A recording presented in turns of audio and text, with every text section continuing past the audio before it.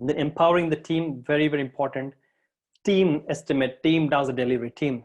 I keep repeating this because it's very, very, it is at the heart of Agile. Team should be the one who should estimate. They should be the one who should commit to the estimates.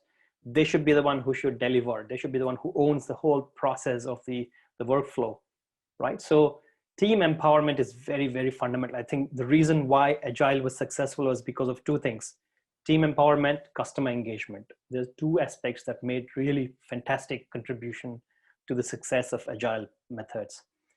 Give them the environment, give them the support they need, and trust them. That's the most important thing, trust. Right now, we're all working from home. We're using these online mechanisms, online tools to be able to do our work, which actually we had to go to the offices and we had to do all these things before. But why, what made the change?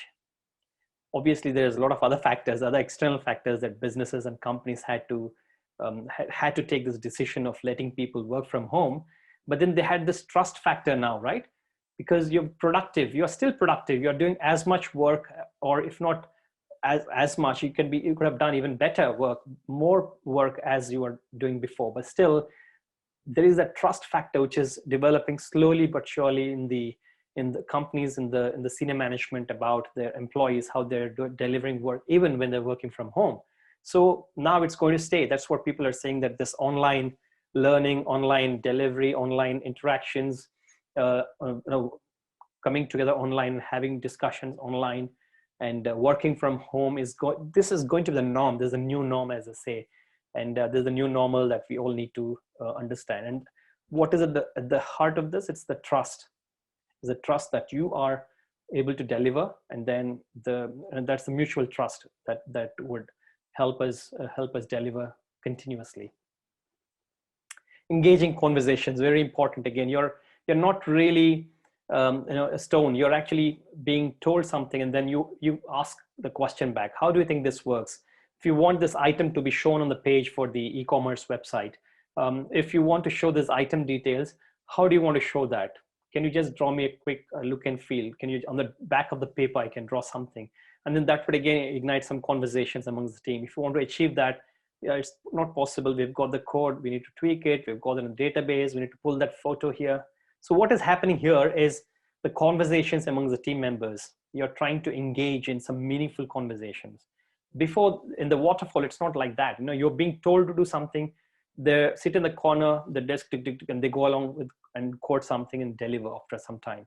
What they're doing, nobody knows. What this developer has to work on is actually being told by somebody, by the managers, right? So all of this, because of the fact that he or she was told about what to do, they would do something and then take their own sweet time to deliver something, and then they say, I don't like it.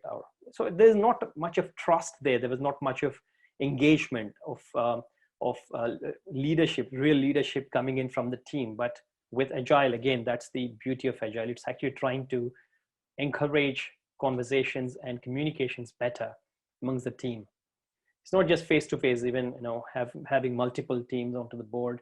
We've got JAD sessions, joint application development, where we have the developers, the testers, analysts, architects, all of us in the same room. We go through the backlog, we refine the story. It's called story refinement sessions.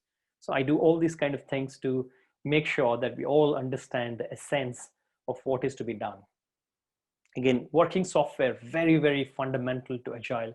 It's not the documents, it's not the loads of documents, it's not the bells and whistles, it's not the amount of time you're spending into the projects. What is coming out of it, the outcome. Not even output, it's called outcome. What is the outcome of your effort? What is the outcome of your hard work that you've been doing? If it is all leading to something, that's fine. If it is not doing, then you're not doing it the right way. You're not going the right way. And that's why we need to constantly assess and measure ourselves, where we are going, how we are going, what is the speed, are we going the right direction? And to know that, what is the best way? It's not the document, it's not the tons and writing tons and tons of documents. It's the actual software, it's the actual product, it's the actual website with the homepage perhaps, or with the catalog of the items. That should be gone live after about a month. Then people can get to see that, okay, and then they can give the feedback quicker than reading through all the documents, right? So it's a very, very important measure the working product is the greatest measure of your success. It's the greatest measure and metric for you to understand whether you're in the right direction, whether you're going with the right speed, whether you've got the right people to actually deliver and execute this product or a project. Constant pace, it's about constant again, it's a sustainable development. That's why when you time box, it's not just first you don't start with 2 weeks and then increase it to 4 weeks. And then later you say, I need 2 months to have one sprint. No, we don't do that. You actually have a fixed time period, fixed time box saying, let us have a sprint for, let's say 3 weeks. In this 3 weeks, we'll go through the requirements, we'll plan, we'll have the sprint planning done before the 3 weeks. We will start the sprint and then we'll work within the sprint. We'll have the testing done, the unit testing done. We'll have the integration testing done. We'll have the acceptance testing done. And after 3 weeks, we will have a potentially shippable product, which is ready for sending off to the customer. So you are actually giving that sense of visibility